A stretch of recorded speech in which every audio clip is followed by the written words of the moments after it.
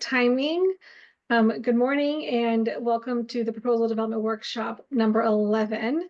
If you have joined us for this whole series, this is the last one in the PDW series for this year. If you have not joined us, you're welcome to go back and watch the recordings. We have them all available on our website, funding.asu.edu. I'm so pleased to welcome Wendy and Aisha here for this last one, crafting evaluation plans.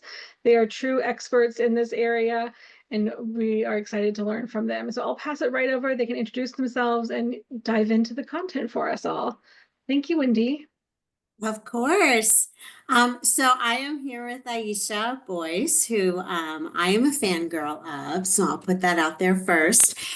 She is an amazing faculty member at ASU. We'll both have an opportunity to introduce ourselves, but I am going to just give you an idea of what is upcoming. We'll introduce ourselves. We would love for all of you to introduce yourselves as well, and you'll see directions on the next slide.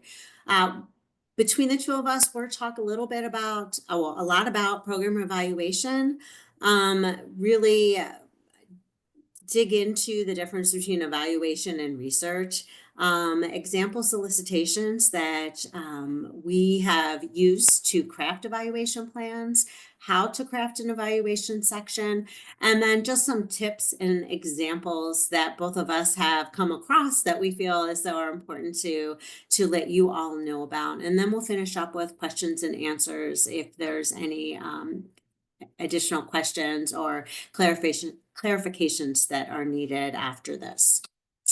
All right, so in the chat, if you all could just put your department, your position, and then what funding agencies and grant programs have you applied to? Are you thinking about applying to? Just to give us a sense of if you all are NSF, Department of Education, Energy, things like that, just so international grants. Let me preface this really quick. We realize there's a lot of confusion going on right now with the grants and the grant world and funding opportunities. This really is focusing on how to write the evaluation. There'll be sections that will potentially give a little bit more detail and some cautionary tales. But please understand that this is just an overview and we're not really going to touch on any of the confusion, because unless anyone here is a mind reader or has a crystal ball, we're not really sure what's happening. So with that said, I would love to pass this over to Dr. Boyce. Oh no, I'm first. Oh, I take it back. And I have it up right in front of me. I will pass it over to her next, but a little bit about CREST. CREST is the College Research and Evaluation Services team. We fall under Knowledge Enterprise. Used to be part of the Teachers College, and then we were moved to an institution at ASU that has been disbanded, and we are purposely part of Knowledge Enterprise because it's really important for us to be seen as an independent evaluator, and we are able to do that within ASU because we fall under Knowledge Enterprise. So we're not beholden to the engineering department or to any other department, which gives us flexibility in being considered independent. Most of the times we're considered external with ASU faculty because we are technically separate, but we usually just say that we're independent. Things that we do that we have been doing for since 2012, since we've been part of ASU, we will help faculty members and staff at ASU frame evaluation questions aligned with the program goals. And we'll really dig into this later in this workshop, because that's something really important. It's oftentimes very easy to think of what you want to happen, but making sure that you're aligning all of the different pieces, the questions, the activities, and those goals. We help faculty members determine appropriate methodologies for evaluations, develop and disseminate data collection tools. So we have a lot in our tool belt. So we're able to help faculty members and staff think about different ways to collect data. And then we're able to assist with the data collection and dissemination. Analyze data One of the things that CREST prides itself in is making sure that we're only collecting data for decision making. So while we understand that there is a lot of data that may be collected for research, we are collecting data that is very specific for faculty members to make the best decisions for their programs, to modify programs, strengthen programs, and to make sure that they are following through on what they promised to their grant. And then lastly, preparing reports, briefs, and presentations. Obviously, we typically do annual reports, but we also like to work with different groups depending on what their need is. Might be a one-page summary of results. It may be a presentation somewhere, but we try to encompass all of that. We are a team of 4. We currently all work remote because ASU apparently is running out of space, but we all are local, so we can meet in person. Typically, we meet by Zoom. So that is about me and my team. And now I will turn it over to Dr. Boyce. Hi, good morning, everyone. My name is Aisha, and I'm an associate professor. And we're no longer the Teachers College. We're now the College for Teaching and Learning, Mary Lou Fulton College for Teaching and Learning Innovation, which is exciting name change. So I'm a native Phoenician, but I've been here back at ASU for almost 4 years now. So as a faculty member, I have lines of research, and then I also conduct evaluations. So my lines of research are social justice oriented evaluation, teaching and mentoring and evaluation within STEM context. So as you can probably imagine, things are pretty interesting for me right now, lots of shifting and moving, and as Wendy has said, there's some uncertainty with some of the projects that I have. I'm co-PI of, and we're just every week I get a different email saying something different. So definitely here to, like we said, stick to just the facts of the things that we know for sure right now. But happy to chat with folks if anyone's interested about how that's been at some other time. Um, and so I co-lead the STEM Program Evaluation Lab with my colleague at UNC Greensboro. We both run one of the arms. Here at ASU, I've brought in just under $2 million in funding the past 4 years across different evaluation and research projects. I currently have 10 students who work in the lab with me. 2 of them are undergraduate, Barrett undergraduate students who do work with me, and then the 8 are graduate students who work at various levels. They're not all funded through the projects, but similar to Wendy, we partner, and CREST, the amazing work that they do in CREST, we partner with faculty members and centers on campus, but the majority of our partnerships or evaluation contracts are with folks off of outside of ASU and outside of Arizona. But we do have a couple of small contracts with some folks here on campus as well. And so, yeah, looking forward to chatting with you all more. Yeah, I'll turn it back over to you, Wendy.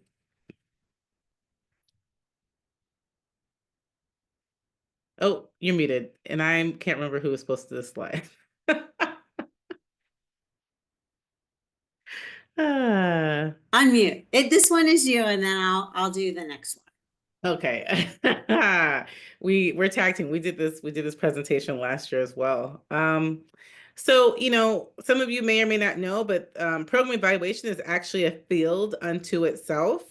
As I mentioned, I teach courses in program evaluation classes here at ASU and other places as well. And really the field emerged back in the 1960s when there was an effort and a push to better understand the extent to which certain health, housing, education, criminal justice, and income maintenance initiatives, how they were going, what the cost benefit was for each of these. And they realized quickly that there was no kind of specific group of folks who had the right skill set to evaluate all these social and educational programs. And so we're a relatively young field compared to psychology and biology. But we have our own kind of professional associations and degrees in this field as well.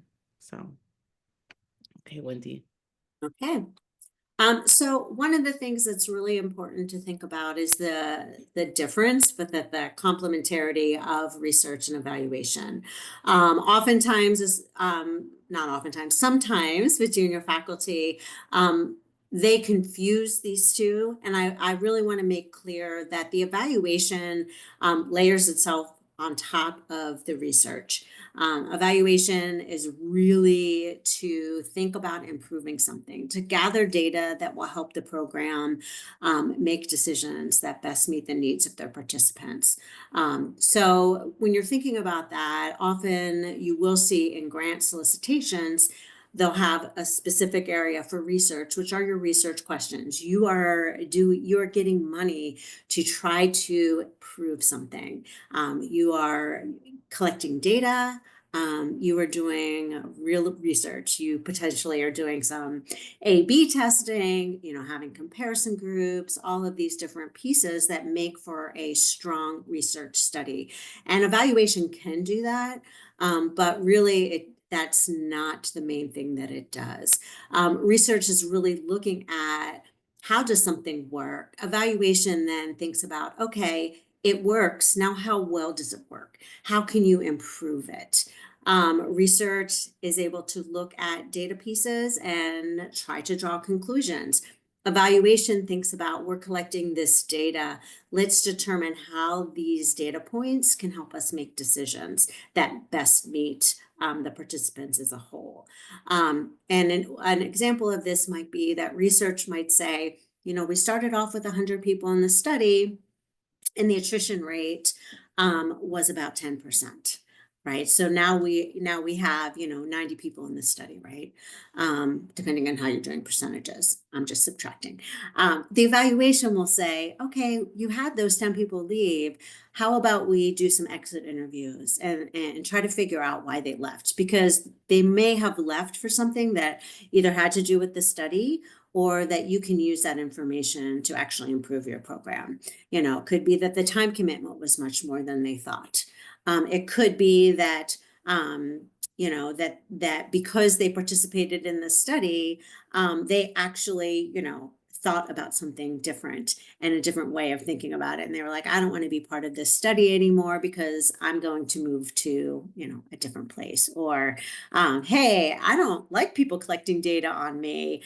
I am going to leave this study, which in some ways can be a finding that the program can use. So that's really ways to think about the research and the evaluation component. And I will say, I don't think I mentioned in here, but I do see some familiar names. And if you've ever had a meeting with me, I typically will say this at some point, but always think about the evaluation in some ways as the intervention. We're asking people to reflect on their experiences. That in some way may change the way that they think about their experience. It might be the first time that they've actually vocalized that, hey, you know what? Participating in this, I really did learn about these 3 different things. And you know what? It really has changed my approach in this area. So, just being cautious about thinking about the results of evaluation in such a way that you're understanding that reflecting on your own experiences in some ways shift the way you continue to think about those experiences. So that being said, here is, and Aisha and I can both jump between these, but this is an example solicitation where they have the assessment and evaluation plan. This is from NSF. And they use this language in almost every solicitation, which is asking for meaningful assessment and evaluation being based on appropriate methods. And then a little bit further down, assessing the effectiveness of these activities may be best done at a higher, more aggregated level than the individual project. And those are things that, thinking about the way that researchers and evaluation teams can work together, is that the evaluation oftentimes will look at the summary of results. That it's not just a particular case study unless you've been very clear that the appropriate metric is a case study. So thinking about what is a meaningful assessment? How will I capture data that can help improve the program? Not just that this one project is working great, but overall in a summative way. And the other piece is PIs being held accountable. So, writing a grant is a very tedious process. And the evaluation team can ensure that teams are meeting, that they are implementing the activities that they said that they were going to implement. And in some ways, it's an audit, it's a check, but being very clear that the evaluation team will review documents, that the evaluation team will meet with the grant team to ensure that projects really are following through on what they said. Oftentimes this can come out with the education components. If you put in the grant that you are going to a middle school, you have those 4 years to get to a middle school and do those things. And the evaluator can oftentimes just nudge you in that direction. Remember in the grant, these are things that you pointed out. What is your plan for this? NSF is not going to cause major issues for a project unless you don't have a plan to move forward. So let's say you didn't meet with a middle school, even though you had that in your plan. You say, okay, it did not work out this first year because for whatever reason, it can, you would say something. But the evaluation team has worked with the grant team and they do have plans to move forward in year 2. So it's really making sure that you are sticking with the plan that you proposed in your proposal, and the evaluation can help you with that. Aisha, do you want to add anything to that? Yeah, no, I think that's great. I think it's also just having an external set of eyes and someone systematically collecting information about if you didn't do what you said you were going to do, here's why. So instead of you kind of reflecting and saying, oh, we just decided, we weren't going to do this, someone who's there saying, well, actually, there are these kind of things that impeded the implementation, but here's how the project and the PIs or the senior personnel pivoted, and having someone else besides the main team saying, how are you going to go forward, and having evidence to suggest that they believe that that's going to happen can be really useful as well. Yeah. Yes. And if the evaluation team says that in their report, hopefully they work with the grant team to continually monitor that throughout, so that if it happens more than once, that's where you have to be worried. So the evaluation team, they are your friends. They are helping you through this process to make sure that you're successful. I think most people in the evaluation world would say that they enjoy it. It's solving problems and working with people and trying to come up with exciting innovations. So, their evaluators are happy when programs are successful. Okay. Aisha, you want to take a stab at this? You want me to keep going? You can keep going. I think I'm on. Okay. Okay. All right. So this evaluation section is for education and broader impacts. Again, this most likely will change in the future, but this is what grant solicitations have typically had within their solicitations. Broader impacts is thinking about how will society be impacted through the research. So thinking about how the grant funded research improves communities. Again, these are taxpayer dollars that are funding the research. Make a decision as a grant team. Is this part of your research? Is this part of your evaluation? What have you done to create something that will have a beneficial impact on communities? The educational outreach piece, again, is to provide information to communities that might not otherwise get this information if you weren't doing this grant work. So, one of the easiest things is, what are you doing? For all of you that are at ASU, you have an amazing opportunity with ASU's Open Door every year. That is a small thing that you can do, putting out an exhibit, speaking with community members on what you're doing in the lab. So it's any activity that you might put forth, whether it's going into a school, whether it's going to a community college, whether it's Open Door, the Science Center, whatever that might be. It's how does the grant improve STEM education, educator development. You could have a workshop, you could tag team with an education workshop somewhere and talk about your research with teachers. You can take one of your data sets and work with the teacher on using it for a math class. You know, how do you analyze these data sets for a high school statistics class? And then how does the grant include public engagement? And again, that is as a benefactor of or beneficiary of taxpayer dollars. How are you pulling the public in to show them the great work that's being done? The inclusion of underrepresented groups, this changes based on your grant. Oftentimes for STEM, how do you include any underrepresented group? And again, it might be different. It might be women for your field. It might not be women for your field. But please think about persons with disabilities. That is something, you know, when people talk about diversity, it is also making sure that you have a lab set up that someone that needs a mobility device can easily maneuver through your lab. Someone with a visual impairment has a microscope that they can use to assist them. And obviously underrepresented minorities in STEM. ASU has institutional analysis that will help you as you're writing grants determine what groups you have that are graduating in the field that you're looking at. And this might be something that is no longer, but you can always think about diversity of disciplines. You can always think about diversity of experiences. You know, and that is not something that has been outlawed. And then workforce development. Again, I use the word diverse, and I'm sure that if someone was doing a search, they would find that.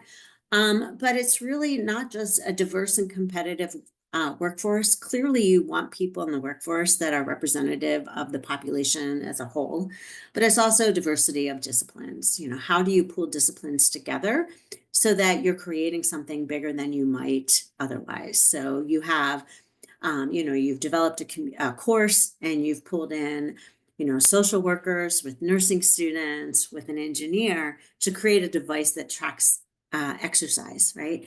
It's going to be much cooler if you have multiple disciplines thinking about how you might track that and how you might motivate people in all of those different pieces. So always think about a variety, and you know, maybe we use a different word, of disciplines also to creating a competitive workforce. And workforce development is a term that hopefully doesn't get misconstrued. And that really is providing skills, it's providing knowledge, it's providing opportunities for people in training to learn how to communicate, to learn how to work on a team, to learn how to take constructive feedback and make something better. Those are all workforce development skills, whether it's very explicit or whether it's what's considered a soft skill that industry really needs and often is looking for. And then also partnerships and collaboration. Often grants will ask you about how you've worked with other industries, or how you've worked with another school, or how you've worked with an NGO or the food bank or another nonprofit. And those are things that it's really important to consider as you're writing your grant. Please don't just put in there, we're going to work with the St. Mary's Food Bank. You need to get a letter of support from them. You need to have these conversations much very soon before you put them in the grant. But really think about how you can partner with others to make your grant as great as it can be. Just as though you are asking students to work together in a collaborative and diverse environment, you also want to think about what partnerships exist, whether they have grant funding that you can leverage, or whether it might be a partnership where you can have mutually beneficial relationships. How can you do that? How can you get support letters as you're writing your grant? And then how can you measure that as you move through your grant? So you don't just want to say, I'm going to have 3 partners and I'm going to list them off.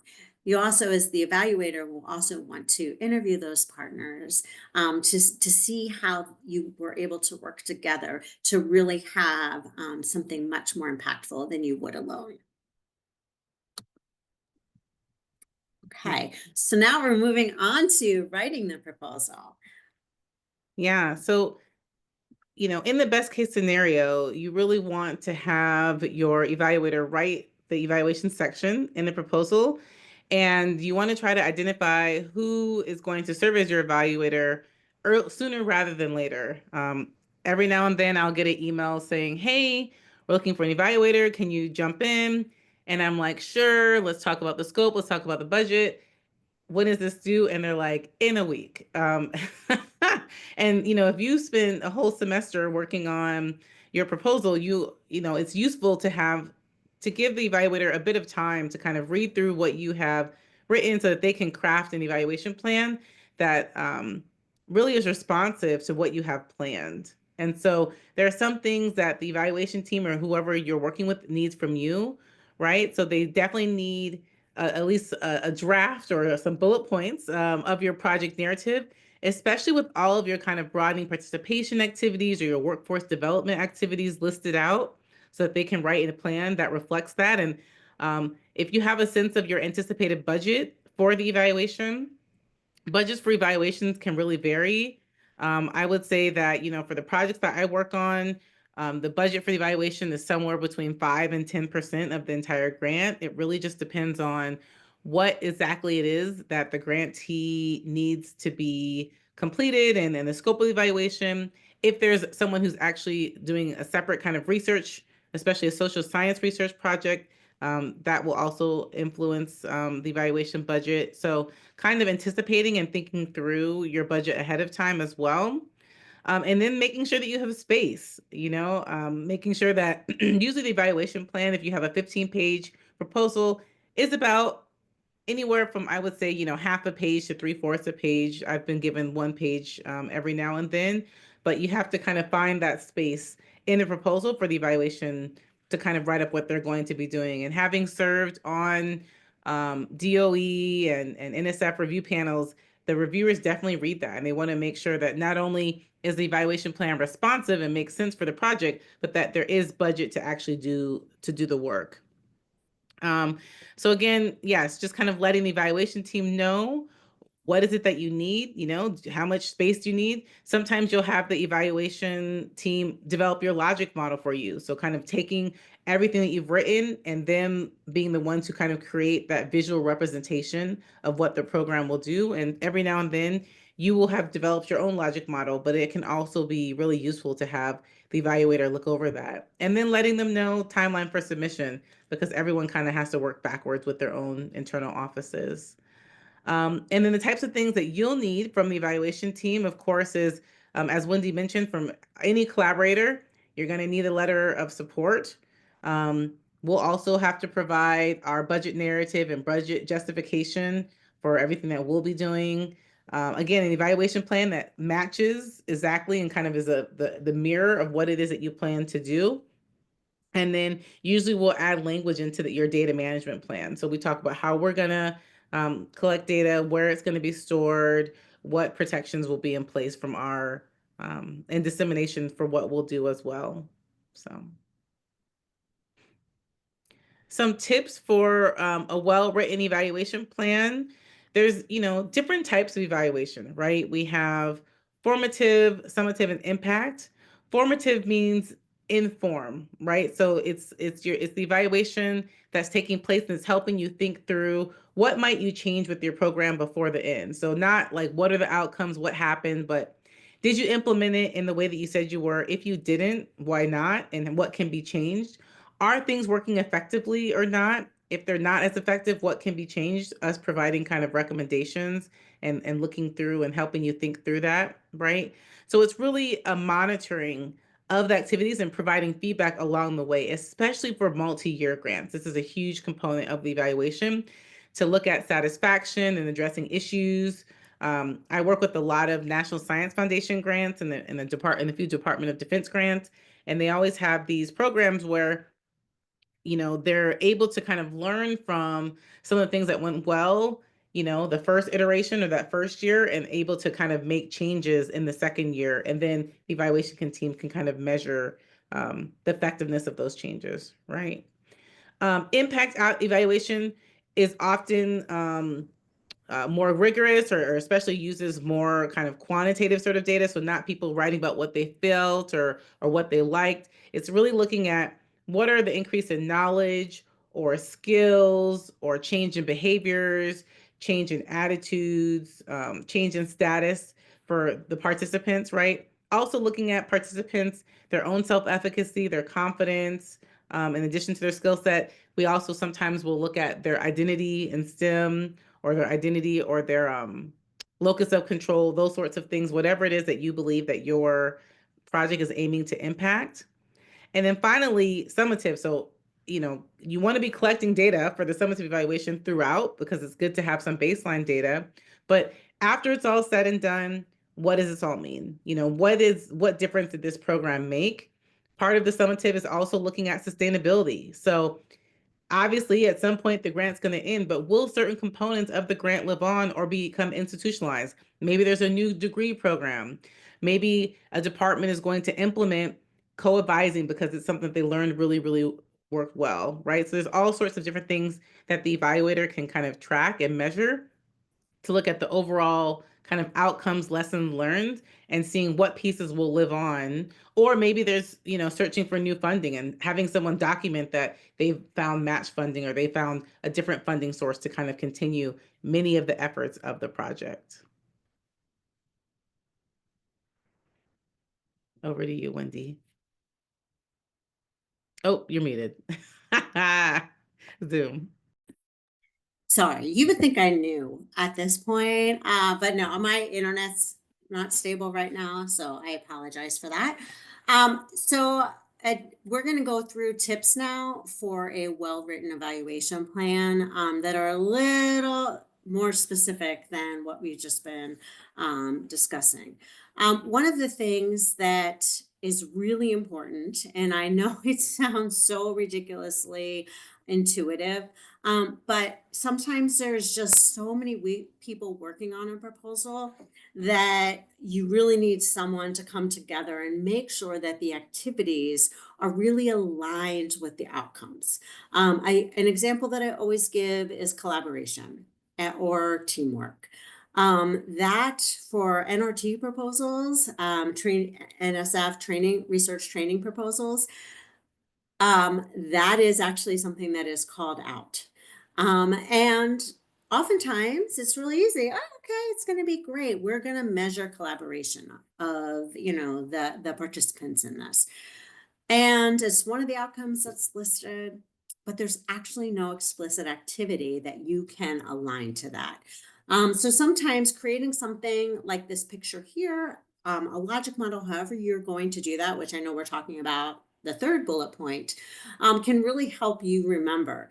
If collaboration, teamwork is something that you want as your outcome, what are some of the activities that you could actually pull an arrow over that you would hit that? It doesn't always just happen organically. As a researcher, as a reviewer, that is something that I would notice right away. Yes, it's a great outcome. Yes, we should expect that students gain skills in this area. What are you actually doing to teach those skills? So always making sure that, you can sort of create an arrow between what you're proposing to do and then the outcome that you're hoping for. An important piece is having your evaluation questions. And I've seen this both ways. Sometimes, and I actually do it both ways. Sometimes I'll have an evaluation question. Sometimes I will have an objective, that how many students from underrepresented groups were recruited versus students from underrepresented groups will be recruited. So that it doesn't matter which way you do it, but you'll want to have something very clearly stated. But that's not enough. You need to have how you're going to determine that. What data will you be collecting? How often will you be collecting those data points? And what are some of the measures that you hope to see?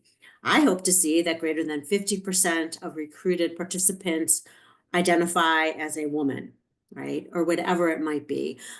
So having really clear pieces set up in the table is important. And the people reviewing these don't have lots and lots of time to do it. I mean, technically they could have all the time they wanted, but so you want to make it as clear as you possibly can for the reviewers. There are times that I will underline things in my plan, bold things in my plan.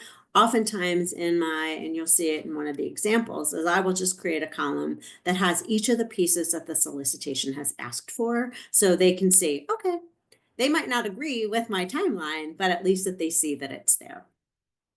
Some proposals do ask for a logic model. They don't always ask for a logic model. If you don't do a logic model, you'll want some type of evaluation chart. I've actually started putting in evaluation, some evaluations that don't ask for a logic model, that in the first year, a logic model will be created so that we can use that as something to use during meetings. So the grant team and the evaluator can see the logic model, which is just a visual representation of what you're doing and what you hope to happen along the way, so that you can stay on track with the evaluation plan and keep everybody accountable for the activities proposed. Okay. All right, so mixed methods. People want to see that, you're not just going to give a survey. I'm going to say this, I'm going to say that. How are you going to dig into why they said what they said? So, whether if your evaluation budget is small, you can use a survey to collect open-ended data. It's always best if you can do an observation, or you can do an interview or a focus group, something that gives you stories to supplement the numbers that you're collecting. So, 90% of participants were satisfied with the program. Boom, in my evaluation report. And then underneath it, participants expressed their satisfaction in these ways. They were included in decisions in the lab. They learned how to do this, different things like that. So that is what makes an evaluation report great.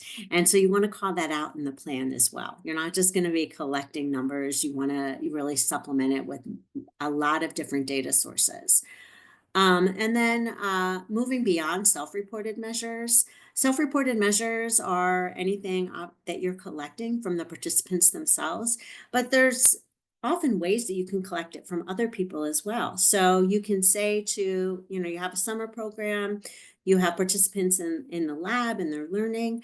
What about, having a focus group with the mentors, or interviewing the mentors of these trainees to say, tell us a little bit about what you saw happen over this summer, in the lab. What did you see people learn?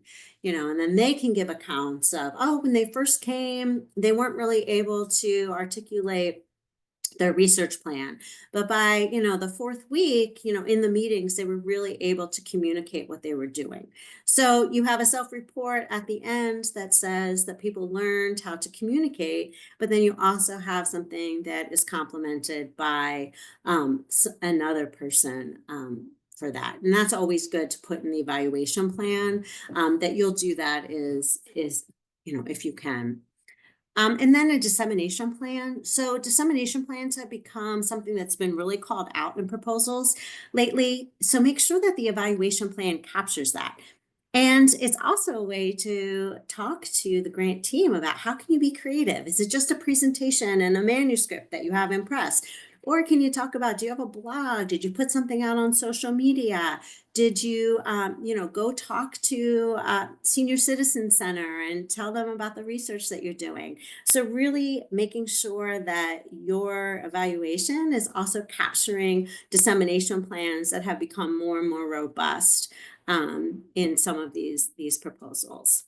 And then lastly is, we've mentioned in some of the previous slides, it's really monitoring the plan for progress, but in sustainability.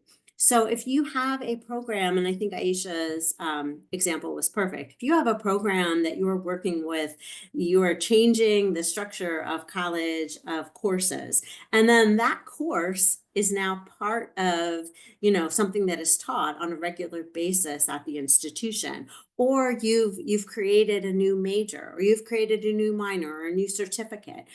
how do you plan to sustain that? Is there a plan for sustainability? If there's not a plan to keep it going, how are you going to progress toward that? Maybe you have a meeting or whatever that is. So really ways to think about all of that.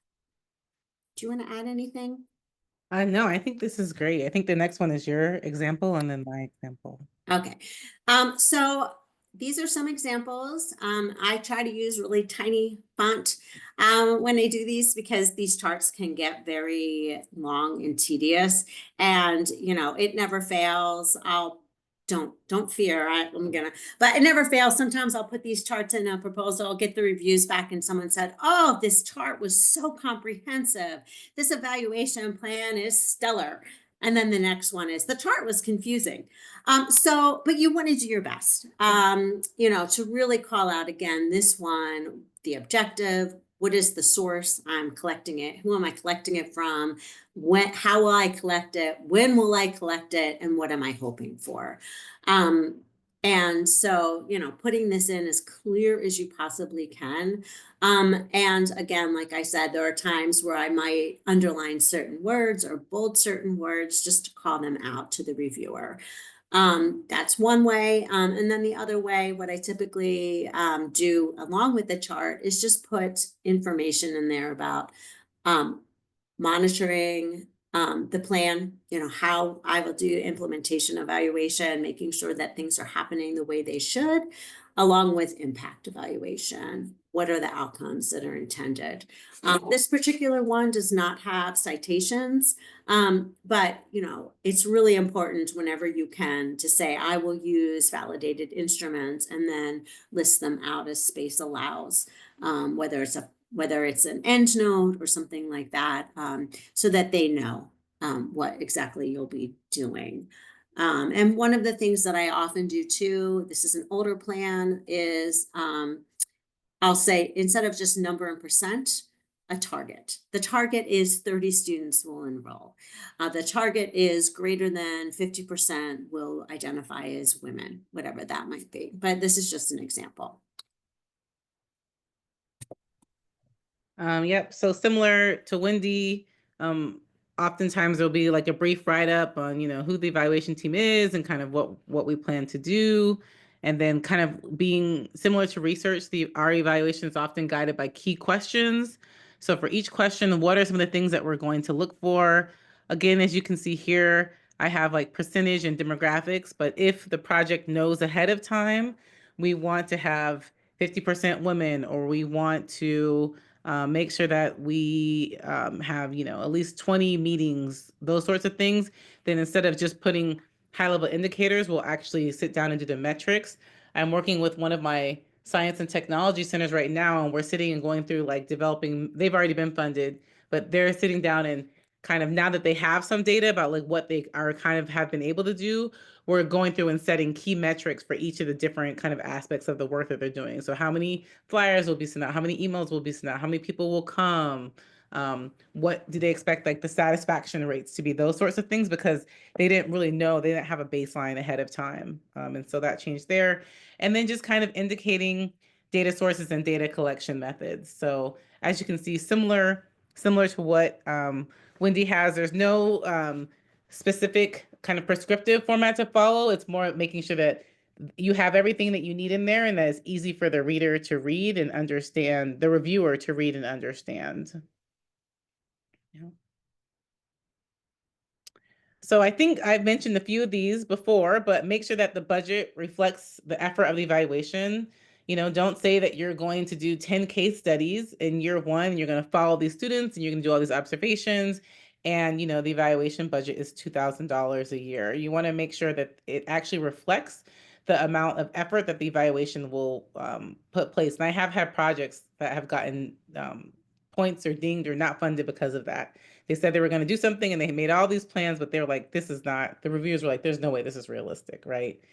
Also, as Wendy said, this should be a collaborative relationship. Like, no evaluator comes in and is like, aha, got you. I've seen what you're doing wrong. Like, our goal is to say, wow, what you're doing is really important. What you're doing is really cool. I've worked with people who are literally out here changing the world and, things in terms of defense and cyber electronics and biology and physics, just such cool stuff. And I want to see them succeed just as much as they want to succeed. And so my job is to come in and say, wow, like that's really going great, but like here's some things you should think about, or let me help you collect information to help you do what you're doing better, right? Also, as a collaborative person, when there's site visits or reviews, sometimes it's the evaluator's job to kind of come in and say, whoa, these things that you're recommending, sometimes they can be the go-between you and the funder. Like, they were funded to this, and I actually don't think that this is a realistic suggestion, and helping kind of protect you against scope creep, right? And so they can really be a useful partner. And then everyone gets surveys everywhere, right? Like I get a survey every time I like check out at the grocery store, like smiley face or not, right? And so people are overburdened. People don't feel like taking surveys. People don't feel like, scheduling time to be talked to. They just want to get through their day. And so it's really up to you and the evaluator to try to be strategic and be thoughtful about data collection, and be thoughtful about how can you not overburden your participants. How can you incentivize them, make it kind of worth their time in addition to anything that they're kind of required to do as well? And, if there is a research team that's also collecting data, maybe integrating those data collection efforts and make sure that you're not kind of duplicating data collection. And I really love what Wendy said at the beginning. Don't just collect data to collect data. Like, what are you going to do with this? Is this going to be useful? Is this going to be used?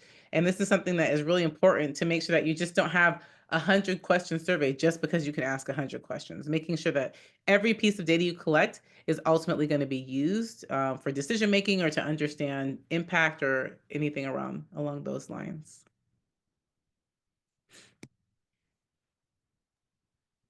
Okay, well, that's a wrap. So here's our contact information. And now I'll let Haley take over, and she can facilitate any questions that come up. Well, thank you very much, Wendy and Aisha. Are there any questions that would like to be raised now? Please just raise your hand and unmute yourself, and we'll ask any live questions, or feel free to put them in the chat. I know live questions are complicated for people and they're not everyone's favorite thing, but we also will gladly take questions via email. Wendy and Aisha's contact information is here. Also researchdevelopment@asu.edu. If you have a specific question about a proposal or anything else with an evaluation plan, happy to discuss it. Well, again, is there an evaluation certificate program? Wendy, Aisha, I don't know that one. Well, the answer is like yes with the asterisk. There's lots of universities or organizations that offer training and evaluation, and they can, provide you with a certificate. ASU does have like a master's program and a PhD program with large evaluation components, as do other universities. And so I'll just put out a plug. The Arizona Evaluators Network Conference is coming up. And they have some great folks who are giving like workshops on evaluations. I'm giving one. But, I think getting a certificate can be useful, but also you don't have to have any specific degree to be an evaluator. You should have some training, methodological, and a little bit of kind of foundational theory. But I think that there's a lot of really great training that's offered as well. Yeah, sure. Let me pull up that website right now. I'm going. It's tomorrow. It's the next 3 days. Is it the Arizona Evaluation Network with a green state of Arizona? Is that it? Mm-hmm. Yeah. Pop it in the chat here. And there's so many free resources.